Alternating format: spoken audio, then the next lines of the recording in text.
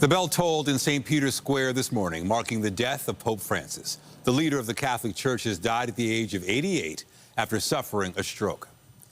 Good evening. Francis was the first pope from Latin America and was known to many as the People's Pope for his compassion for the poor and marginalized. His non-traditional papacy ruffled some feathers as he worked to build a more inclusive church.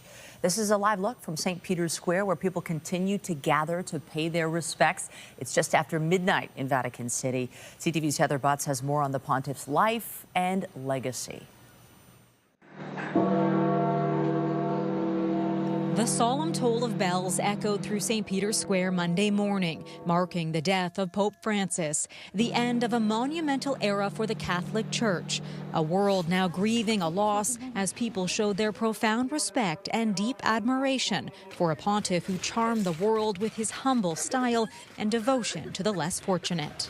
He was an example of loving everyone, no matter who you were. The announcement from Vatican officials. Il Vescovo di Roma Francesco è tornato alla casa del Padre. The Bishop of Rome, Francis, returned to the house of the Father. The statement just hours after the head of the Catholic Church surprised thousands with an Easter blessing circling the square in his open-topped Pope-mobile. This after 38 days in hospital with bilateral pneumonia. Impressive that he made it to Easter. I think that's almost like a miracle for Italy, but it's sad. From the moment he stepped forward as Pope, Francis made it known his would be a different papacy. Buonasera. A simple good evening in casual Italian signaled change. A pope of firsts. The first Jesuit from Argentina, the first from the Americas. Born Jorge Mario Bergoglio, the son of Italian immigrants. He modeled a life of simplicity. He refused to live in the grand papal apartment and wore silver, not gold. Elected at the age of 76, still he didn't cling to the old ways. The pontiff allowed divorced Catholics to take part in the communion service. Francis insisted everyone deserved respect and love, allowing Catholic priests to bless same-sex couples, but keeping it distinct from the sacrament of marriage. Ma chi sono io per giudicarla? Contraception, he maintained, shouldn't be used to prevent pregnancy, but was acceptable to prevent disease.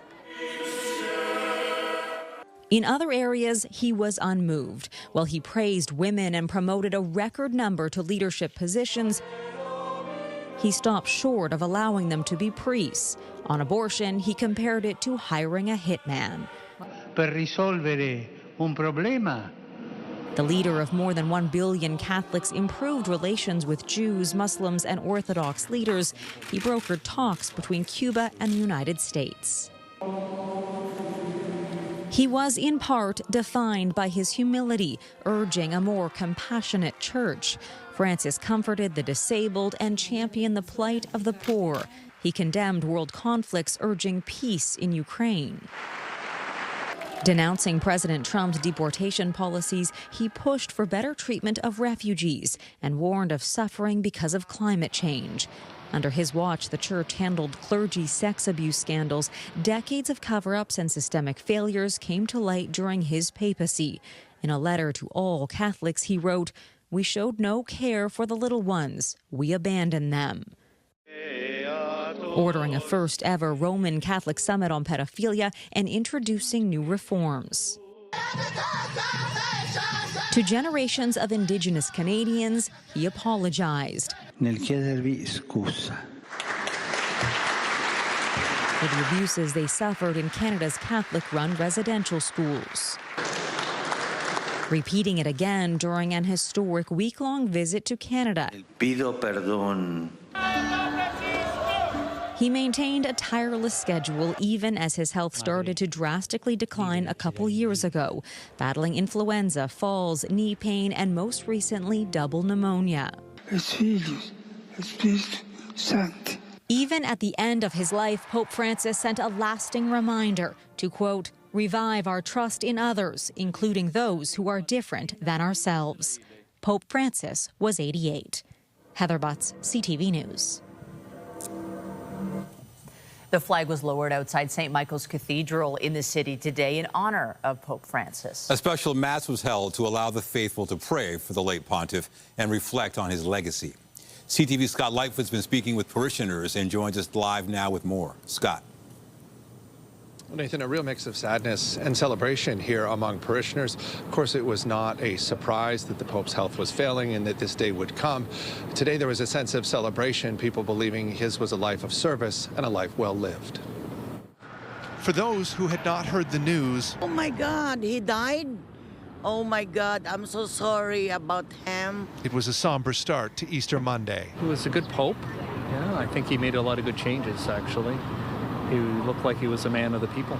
I like the fact that he addressed the Indigenous peoples of Canada and that he was a little more open than previous popes were to gay marriage and to women assuming some roles of responsibility in the church. The death of Pope Francis, marked by parishioners entering morning mass at St. Michael's. It was good of him that he came out and blessed everybody on Easter Sunday. That was wonderful to see. The passing of the Holy Father coming at the end of the holiest time in the Catholic calendar, the celebration of Easter and the belief that Christ conquered death. When the Pope dies, it's kind of like all of us Catholics, our father dying or our grandfather dying, depending on how old you are. So it's sad, but in faith we know that for all of us who are faithful to the Lord, are faithful in our faith, then we know that he's gone to be with God. As sad as we are, we're very confident that, Pope Francis is likely right in heaven already, and he can probably do, much better in heaven than on earth. It's a very sad day for the Catholics, but it's a nice day for him. He gets to go straight up to heaven and bypass all this nonsense that's been going on. Inside this morning's service, prayers for the late pontiff and a call to carry on. And even though we now have to mourn, if you will, the passing of the Father, at the same time I can't help but imagine them also telling us, do not lose hope. Many now mourning a man who led them in faith for years. Well, I understand that he was very sick, very ill for a long time, and now, well, it's time to say goodbye to our Pope. The Archbishop of Toronto will preside over a Mass for Pope Francis here at St. Michael's tomorrow, just after noon. There will also be evening prayers here at the Cathedral. The Archbishop of Toronto and actually the Archbishop Emeritus of Toronto, both cardinals, both under the age of 80, which means they will both be heading to the conclave and will be part of the process to help choose the next Pope. Reporting live outside of St. Michael's, I'm Scott Lightfoot. Michelle and Nathan, back to you. Thank you, Scott. Leaders from around the world have been offering tributes to Pope Francis. U.S. President Donald Trump says he will attend the pontiff's funeral in Rome and offer brief remarks during an Easter celebration at the White House this morning. I just signed an executive order putting the flags of our country, all of them, all federal flags and state flags, at half-mast in honor of Pope Francis. So he was a good man, worked hard. He loved the world, and it's an honor to do that. Meanwhile, U.S. President J.D. Vance is also offering his thoughts on the Pope's passing. Vance, who converted to Catholicism, met with the pontiff yesterday in one of his last meetings with a public leader. Vance wrote on social media, "My heart goes out to the millions of Christians all over the world who loved him. I was happy to see him yesterday, though he was obviously very ill. May God rest his soul." Meanwhile, King Charles III released a statement which reads in part, "My wife and I were most deeply saddened to learn of the death of Pope Francis. Our heavy hearts have been somewhat eased. However, to know that His Holiness was able to share an Easter greeting with the Church and the world he served, with such devotion throughout his life and ministry. The Queen and I remember with particular affection our meetings with His Holiness over the years, and we were greatly moved to have been able to visit him earlier in the month." Closer to home, all of the major party leaders have commented on the Pope's death from the campaign trail. Liberal leader Mark Carney, who is a practicing Catholic, spoke about the pontiff's legacy. During his papal visit to Canada in 2022, his apology on residential schools was a crucial step in moving the Church forward in its journey towards meaningful reconciliation. And one parable he shared about a decade ago has consistently guided my thinking. He compared humanity to wine, rich, diverse, full of spirit, and the market to grappa, distilled, intense, and at times disconnected. And he called on us to reintegrate human values into our economic lives. There have been countless millions of Catholics and non-Catholics that have been inspired by his leadership in faith and other domains, and our prayers are with all Catholics as they lay to rest the head of the Catholic Church, and we are in solidarity in remembering him and honoring his contributions. I was at the apology that the Pope did in Alberta to the Indigenous communities. I want to acknowledge the Indigenous communities and their long advocacy to get that apology. And it was a very powerful moment for many of the leaders that I met, many of the community members who talked about how hearing that apology from the Pope made them feel like they were taking a step forward on their healing journey. Just being acknowledged in that way, recognizing that a harm had happened and that harm was being acknowledged really was powerful. And I think only someone like Pope Francis was able and capable of making that commitment and fulfilling that apology. So I want to acknowledge that. Meanwhile, the AFN National Chief is remembering that apology to Indigenous peoples here in Canada. In a Facebook post, Chief Cindy Woodhouse-Nepinak wrote, "Pope Francis, he apologized to our people. There was strong resistance to an apology, but he did it anyways. I thank him for that and for his life's work here on earth." And the Pontiff's apology to Indigenous communities was certainly a landmark moment in the history of residential schools. As CTV's Allison Hurst reports, leaders from Indigenous communities across the country are outlining what the move meant for reconciliation in Canada.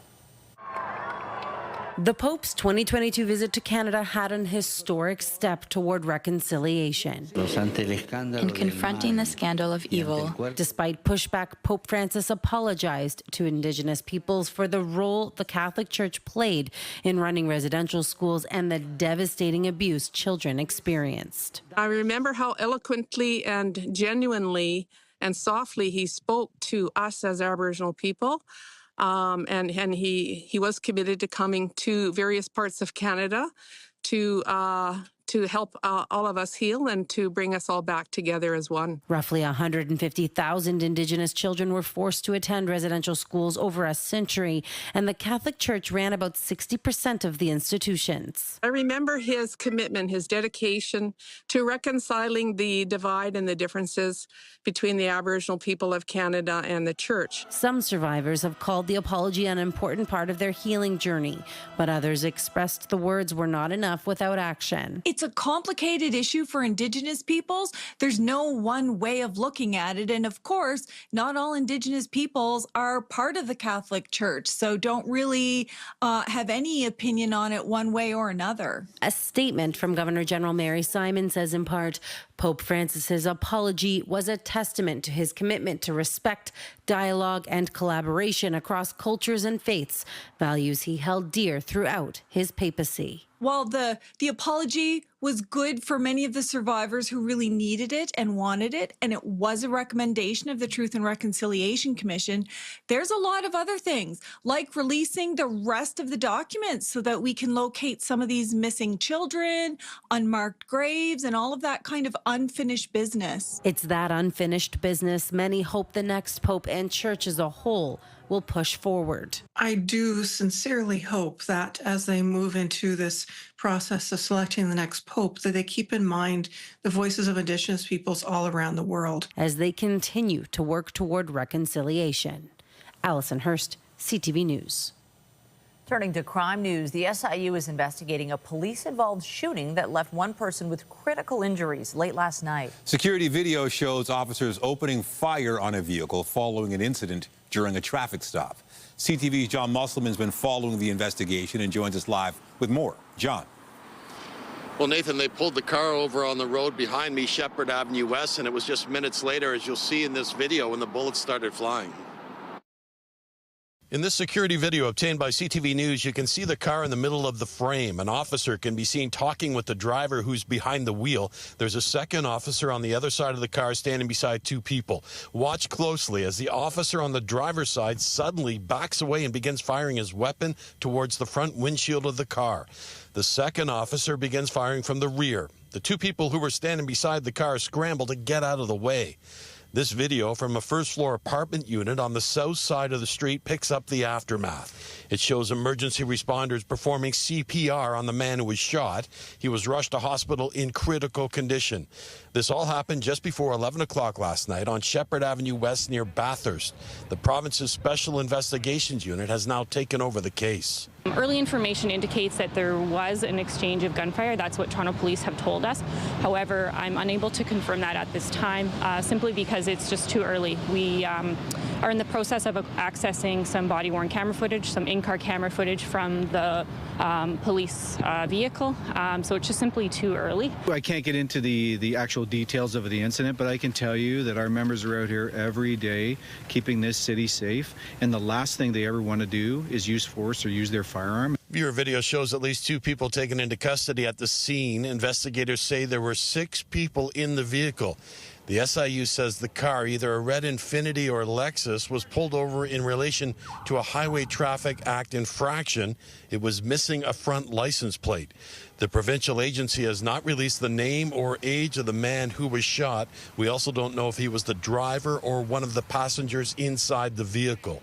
He remains in life-threatening condition. The SIU is an independent government agency that investigates the conduct of officers that may have resulted in the death or serious injury of a person.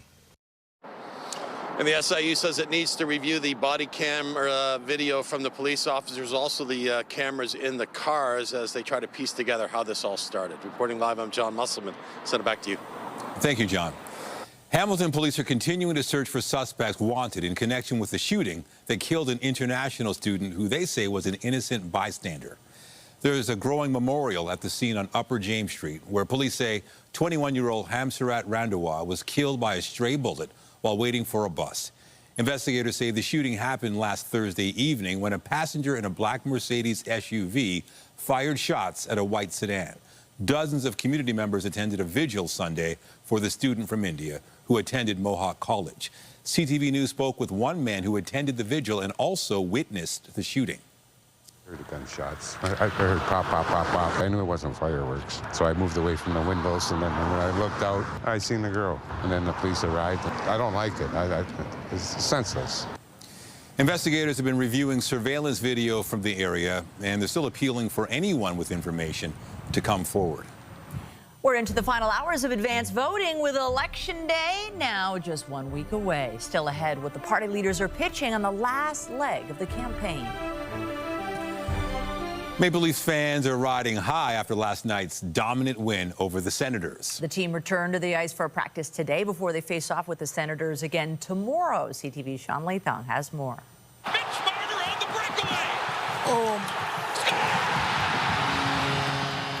It couldn't have gone much better.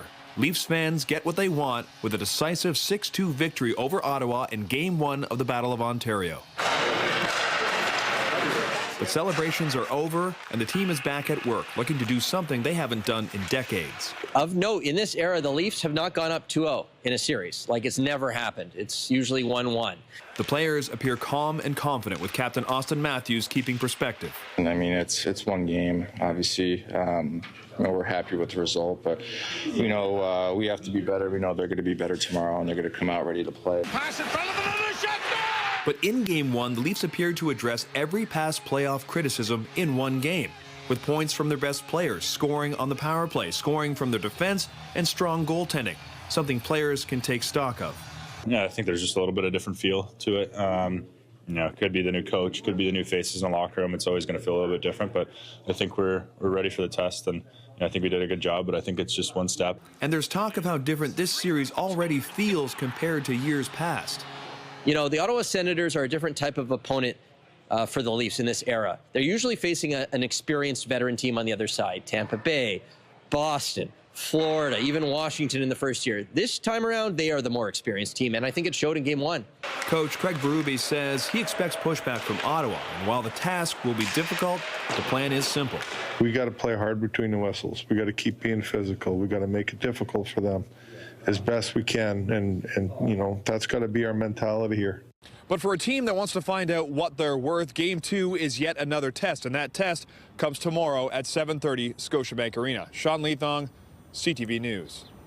Hopes are high in Leafs land as we take a live look at the city tonight, where the sunshine has emerged after what's been really a cloudy day. Some parts getting a solid dose of rain as well. Look at the cloud there hanging on above those skyscrapers. Let's bring in Lindsay Morrison, who is back from a sunny escape. Great to see you again. Well, thank you, Michelle. Great to be back. It was a little warmer where I was last week, but that's okay. We are looking at some seasonal temperatures this week, and it's true. We are enjoying some sun here in the GTA after rounds of rain and, yeah, a few thunderstorms as well. There is still a special weather statement in place for southwestern Ontario because of the strong winds. They are sustained close to 50 kilometers per hour there and gusting closer to 70 kilometers per hour right now. Now, we're starting to tap into a southerly wind here locally in Toronto, and that's going to start to drive up our temperature. Look at that. It is 20 degrees right now in Hamilton, 21 in London. We're not that warm, but we are now in the double digits, 12 degrees at Pearson Airport.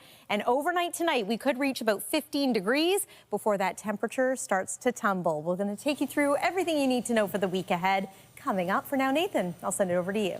Thank you, Lindsay.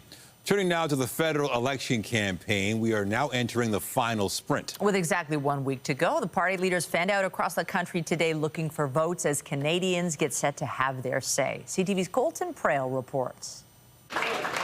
Pierre Poilievre enters the final week of the campaign the same way it started, with a focus on housing. When you add it all up, it gets you 2.3 million homes for Canadians in 5 years. The Conservative leader unveiled his plan to boost home construction by cutting development charges, selling public land, and incentivizing municipalities, but was questioned on what his promises would cost. His opponents say big cuts are coming, but voters won't have an answer until the Conservatives unveil their platform tomorrow, something every other party has already done. You should be afraid, and very afraid, because their numbers are always wrong.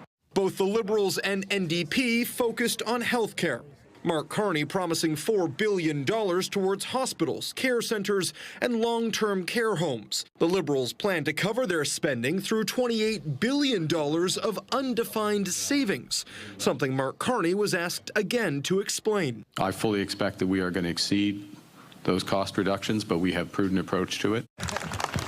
Meanwhile, Jagmeet Singh re-announcing his plans to expand pharmacare. New Democrats in the first year will fight to expand pharmacare to include essential medications. With just a week until Election Day, and after millions voted in advance polls, both the NDP and Bloc are hoping this final push can provide a boost the debates didn't seem to. New polling shows small gains for the NDP, while the Bloc stayed steady, as did the race between the frontrunners. In the last two elections, the last 10 days of the campaign were very good for us.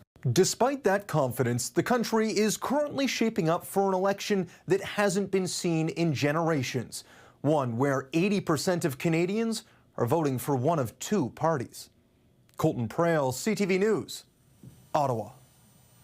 And today is the last day for people to cast their ballots in advanced polls. The polls will remain open until 9 tonight after they saw a record turnout on Friday. CTV's Beth McDonnell has the details. Election Day isn't until April 28th, but at the East York Civic Centre polling station, there's a line to vote. Very busy. The lineup is really long, but moving along, very organized. Busy. There's lineups that are never ending. The flow's just coming and going. Advanced polls have been open over the past 4 days, and voters believe there's a reason for the early turnout. I think the current state of everything going on, especially with our neighbors in the U.S., so I think a lot of people, want to vote because your opinion matters. Trump and the tariffs and the threats of annexation and so on, I think it's got people pretty riled up about their country. A lot of people are looking to cast a ballot because they want to see change. They want to see something different that's happened from the past 3 or 4 terms. Elections Canada says on Friday, on the first day of advance voting, nearly 2 million people across the country cast a ballot. This represents an increase of 36% compared to the first day of advance voting in the 2021 election. I tried to come here. It was so busy. It was an hour and a half wait, so I thought I'll do it on Monday. I mean, our sovereignty is being threatened, which I don't think has happened since 1867, probably. I think maybe finally people are beginning to think more about their future, their standing in society. I think the world is changing and very fast. Several voters highlighted the holiday weekend made it convenient to vote early. This is close to home, and I always vote. I think you're not allowed to complain if you don't come out and vote. People are maybe concerned about what's going on in the U.S. and perhaps maybe want to make their voices heard a little bit more than usual, because the last couple of elections, I think there's a bit of apathy in the general public. Others are simply eager to get their vote locked in. Because we're in peril and somebody's trying to take over our country, so we can't allow that to happen. Elections Canada expects to report more advance voting numbers on Tuesday. Beth McDonnell, CTV News. And be sure to stay with CTV News next Monday night for results, analysis, and perspective from all across the country. Our election night coverage gets underway at 7 p.m. Eastern, 4 p.m. Pacific, led by Omar Sachedina and Vashi Capellos. Canadian security officials say a federal election candidate from Toronto is the subject of a foreign repression campaign online. Joe Tay is running for the Conservatives in Don Valley North. He's an opponent of Chinese government policies in Hong Kong. Today, a Canadian election interference task force said foreign interference is taking place on social media platforms such as Facebook, WeChat, and TikTok. The campaign includes disparaging headlines and comments. There's also been deliberate suppression of search terms, censoring Tay's name in Chinese on certain platforms used by Canadians. In December, Hong Kong police issued a bounty for his arrest, as well as 5 other people. The Canadian task force has concluded the online activity is not affecting the ability to hold a free and fair vote in Don Valley North. Coming up on CTV News, protecting our pride. The city promises financial support for this year's Pride Festival after a drop in corporate sponsorship. The details just ahead. And I'm Pat Foran. Coming up on Consumer Alert, many people have tattoos and many people are very happy with them. But if you change your mind, it's possible to have them removed. It can be painful and expensive. We take a look at the process. That story is just ahead. Well, tomorrow is Earth Day, and it looks as though the weather is going to be quite pleasant for spending some time outside. Maybe a great one to plan a community cleanup or plant a few trees. We do have some wet weather that's going to return as we make our way through the next couple of days. A full look at your forecast is coming up, and stay with us. We've got another full night of great shows for you right here on CTV.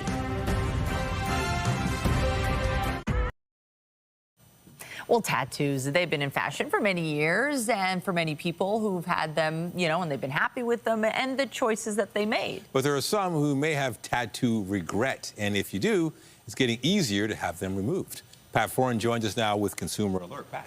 Thanks, Nathan and Michelle. Sometimes people want to have a tattoo removed because their life has changed, or they want to put a different tattoo in its place. Removing them can be painful, and it takes multiple sessions before they're gone.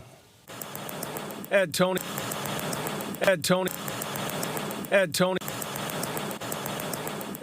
Tonez Tattoo Studio in Mississauga. Not only does he create vibrant tattoos for his customers, he also uses lasers to remove them. Tonez says there are many reasons why someone may want to have a tattoo removed. You're now able to remove a pre-existing or old tattoo that you may either regret, or you may have some life changes or career changes as well. A laser is used to break up the ink beneath the skin, and the price and amount of time to remove a tattoo will depend on its size, depth, and the colors used. Feels great. I feel like some of my mistakes are starting to get removed now. Some of your tattoos are going away. Yeah, I've been burning them off. Yeah. Yeah, they're almost gone. Is it painful? It's horrible. Comedian Pete Davidson used to have over 200 tattoos, but by using laser tattoo removal, he's gotten rid of almost every one. Are you going to keep any?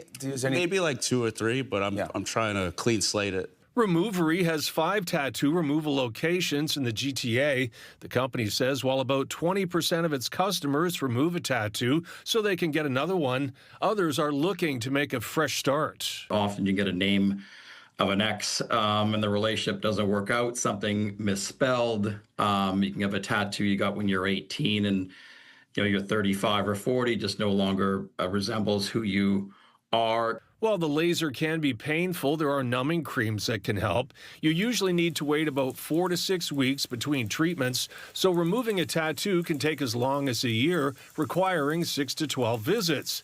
Most services will give you an idea of how long and how much removing a tattoo will cost. Vast majority of people, once it's done, completely done, it's a new life, a new beginning. It's a reset. Everyone's very, very happy, by the time it's over. And since removing a tattoo can cost thousands of dollars, you can pay up front, but some places will let you pay as you go or use monthly payment plans with financing options. On your side, I'm Pat Foran. If you have a consumer story idea, email us at alert@ctv.ca. Well, not maybe the best start to the week with all the rain, but we're going to, I think, get double digits all week. That's pretty good. I noticed that, too. Yeah. The fact that this week, I think this is the first so far of the season where we do have double-digit highs straight through the week, even if there is rain sprinkled in there, Lindsay. I think we'll take it. We're all ready for some warmer weather now, and even though we're just really technically on the warm side of seasonal or close to where we should be this time of year, we will take it. We do have some more active weather in store before the week is finished, but look at this live shot right now. Better late than never. We are enjoying some sun through the now early evening hours. Some got to enjoy late afternoon as well. And it will be a bit of a repeat tomorrow as far as the time of day that the sun is concerned. But it is going to be a drier day, and we're going to warm up a bit earlier in the day tomorrow, too. Here's a look at our weather advisory that remains in place for southwestern Ontario. Gusty winds today. I'm anticipating that advisory is going to slowly come to an end as we make our way through this evening. Just like the showers and the thunderstorms are moving away from us here in the GTA. You can see that clearing. We're not totally in the clear. This is a big low pressure system, and it's been bringing snow to our neighbors in northern Ontario today. But as the low departs, a little bit of wraparound cloud cover will be with us into tomorrow morning. Then we're going to clear for tomorrow late afternoon and early evening. Wednesday's looking like a pretty nice day. Let me show you. There's 8 a.m. tomorrow for the start of your Tuesday. A little more sun, Niagara, and right along that north shore of Lake Erie. For us by the evening hours, though, it's looking quite lovely. Into Wednesday, maybe a little bit of cloud through the overnight hours. Midday, though, wall-to-wall sunshine. And then just a heads up, Thursday, we find ourselves back into a little bit of a pattern with showers in the forecast, not an all-day washout, but the chance of wet weather Thursday, Friday, and into the weekend, too. Let's talk temperatures. As mentioned, many communities warming up at this hour. It is 18 degrees right now in Windsor, but that's cooler than it was earlier in the day. Windsor making it into the mid-20s today. It's 12 degrees in Wyerton as well as here in Toronto. Tonight's low, and technically we're not going to reach our low until early tomorrow morning because we're actually going to see the temperature rise before midnight tonight, maybe to around 15 degrees, so quite mild for the late evening, and then waking up tomorrow morning, temperature around 6-7 degrees. Here's your tomorrow at a glance. Again, some cloud cover to start things off, but clearing happens in the afternoon. And by evening, we are enjoying some pretty nice conditions out there. This is your 7-day forecast. So highs of around 15 degrees for Tuesday, Wednesday, and for Thursday. Friday looks even warmer, daytime high of 17. But as mentioned, a bit more of an unsettled pattern begins as we make our way through the second half of the week and into the weekend. At this point, Saturday looks the most unsettled with cloud cover and about a 70% chance of showers at this point. That's your look at the weather for now. Nathan, I'll send things over to you. Thank you, Lindsay. The city is set to provide continued funding assistance for Pride celebrations. Pride Toronto is expected to be among the organizations which will receive support through the Cultural Festivals Funding Program. Tomorrow, Mayor Olivia Chow will announce the recipients, and Pride Toronto's executive director will be in attendance. The move comes after organizers warned they'd seen a drop in corporate sponsorship linked to concerns about retribution from the U.S. for funding events which promote diversity, equity, and inclusion. A note to subway riders, there are service changes on a stretch of Line 2 to be aware of this week. Beginning tonight, lasting through Friday, trains will be replaced by shuttle buses between Ossington and Jane stations each night at 11 p.m. The buses will run until the end of service around 2 a.m. The early nightly closures are to accommodate track work in the area. The TTC says staff will be available at all stations to assist customers. Also tonight, the power of potassium, how upping your intake can influence high blood pressure. What the latest research reveals after the break.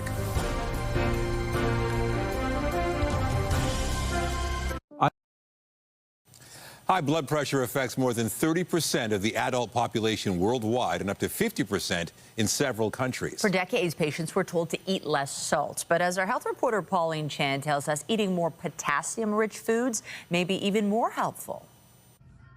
Professor Anita Layton has been looking at the role of potassium-rich foods like bananas and broccoli to help regulate high blood pressure. Potassium is a very complicated electrolyte. In Canada, about 23% of the population is living with hypertension, with another 20% showing pre-hypertension. In the Western world, or even modern rest of the world, we eat a lot more sodium than potassium because we eat processed food. But Layton's research suggests foods that are high in potassium may have an even greater effect on lowering blood pressure than just reducing salt intake. If you eat more potassium, you allow the kidney to more easily get rid of sodium. It's like diuretics that patients with high blood pressure are often prescribed. It gets rid of more water, reducing the pressure in the blood vessels. You don't feel it unless, until something really bad happens. So that's why it is really a silent killer. As to how much potassium people should be taking in? It depends on the rest of your body.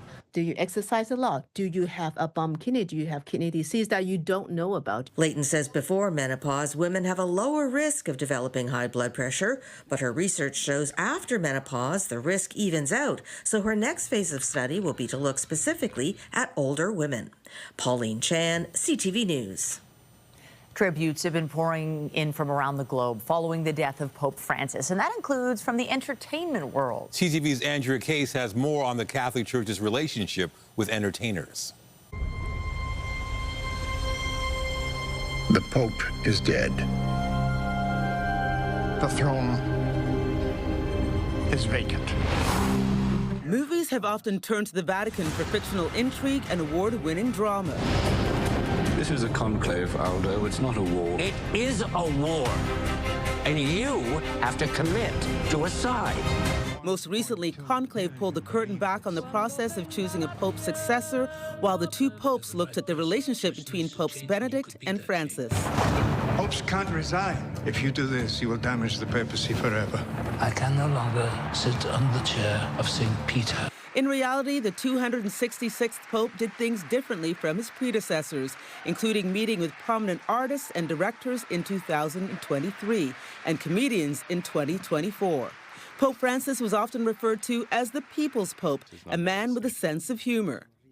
Whenever you can draw a knowing smile from the lips of even one spectator, you also make God smile. Last June, in an effort to engage contemporary culture, the pontiff hosted a gathering of over 100 comedians from 15 nations, 11 of which were Americans. A lighthearted moment came at the end as Chris Rock and Jimmy Fallon and others moved in for a final photo. For Whoopi Goldberg, who starred in the films Sister Act 1 and 2, this was her second invitation to the Vatican. During her first trip, she offered Pope Francis a role in the upcoming Sister Act 3. Today, she wrote on social media, "Sail on, Pope Francis, with your love of humanity and laughter." The Pope said smiling made good blood, and if that's the case, there was a lot of good blood that day. Andrea Case, CTV News. After the break, back on the job, but for how long? Uncertainty looms as Windsor's Stellantis assembly plant reopens after a 2-week shutdown.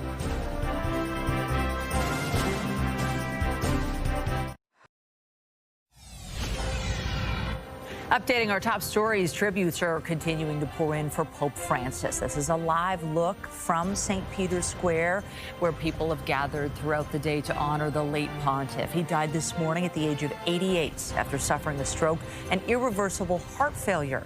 Francis's papacy was marked by his efforts to build a more inclusive church and his support for the poor and marginalized.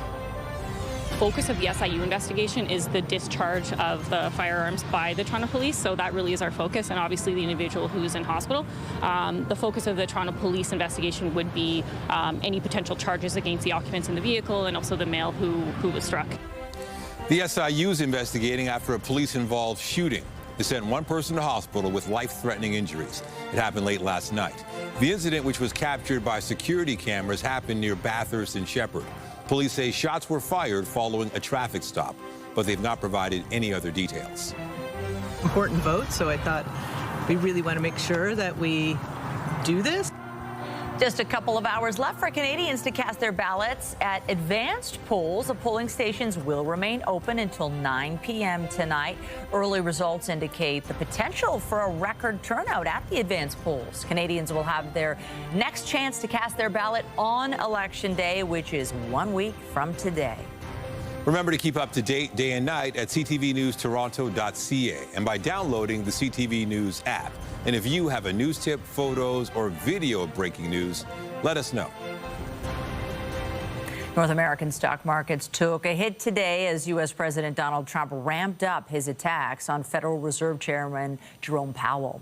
Trump took to social media this morning to call Powell a major loser and suggested the American economy could slow down unless interest rates are lowered immediately. Trump claimed there is virtually no inflation in the U.S. and that costs for energy are declining. The president and his team are looking at whether they can legally fire the central bank leader before his term expires next year. Powell has stated the president cannot remove him under the law. After being in effect for more than a month, a number of businesses are feeling the impact of U.S. President Donald Trump's tariffs on steel and aluminum. Trump imposed the 25% levies on Canadian steel and aluminum imports March 12th. Pittsburgh-based Alcoa Corporation, which is one of Canada's largest aluminum producers, says it took a $20 million hit from tariffs in the first quarter. The company says that could potentially lead to $90 million in additional costs in the second quarter. Alcoa says it'll be raising its prices to offset some of those costs.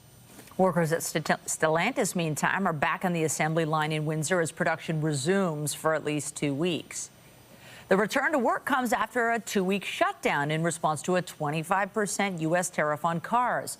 Unifor Local 444 says Stellantis has not made any decisions about operations at the plant beyond next week. 3,500 workers have been impacted by the shutdown at the Windsor facility. The Business Report is brought to you by Canadian Western Bank, the bank built for business.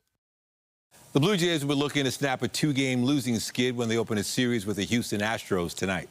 And another ball hit to deep left field, and it is gone. The Jays are coming off an 8-3 loss to the Seattle Mariners yesterday afternoon. The Mariners took 2 of 3 games from the Jays over the weekend. First pitch for tonight's game against the Astros is set for shortly after 8 in Houston.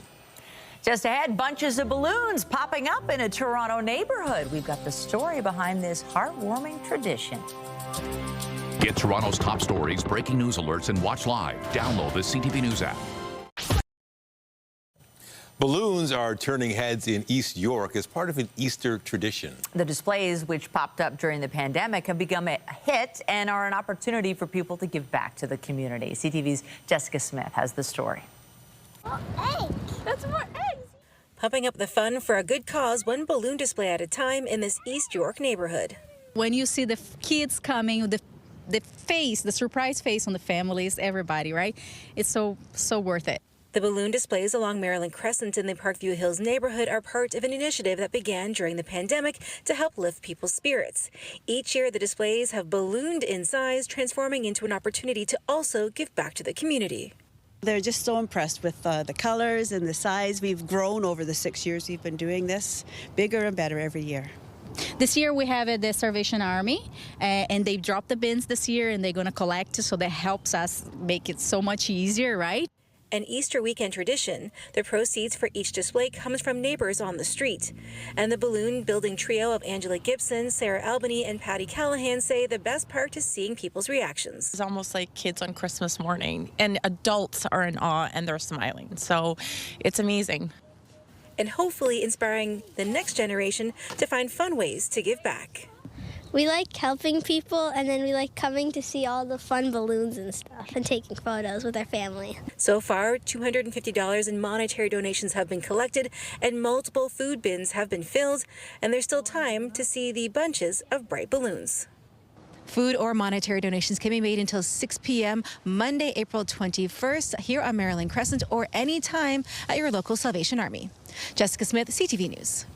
All right, hold those balloons tight today with all the wind. Oh, they were swaying, and then we had that dose of rain. Are we in the clear now, at least for today? Yeah, I think we're in the clear for this evening. In fact, we've been enjoying some nice late-day sunshine, which we should get again tomorrow, so we can look forward to that. One more look at the satellite and radar shows a lack of thunderstorm activity now around the GTA. Here's how it looks, and we're going to continue to see some clearing as we make our way through the late evening hours with temperatures rising. Tomorrow's forecast daytime high, 15 degrees. Conditions actually look quite pleasant as well for game time, game 2 of the Toronto Maple Leafs playoff series if you're planning to head on out to Maple Leaf Square. 7-day forecast looks like this. Wednesday also quite lovely. Then we get back into a bit of an unsettled pattern beginning Thursday with the chance of showers into the weekend. Michelle and Nathan. Thanks, Lindsay. That's it for us, but be sure to join Omar Sachedina tonight at 11 for CTV National News, followed by Zariah Allman with our next local newscast at 11:30. In the meantime, our coverage continues anytime on CP24 and at ctvnewstoronto.ca. For Lindsay Morrison and the whole team here at CTV News, thanks for watching and have a great night.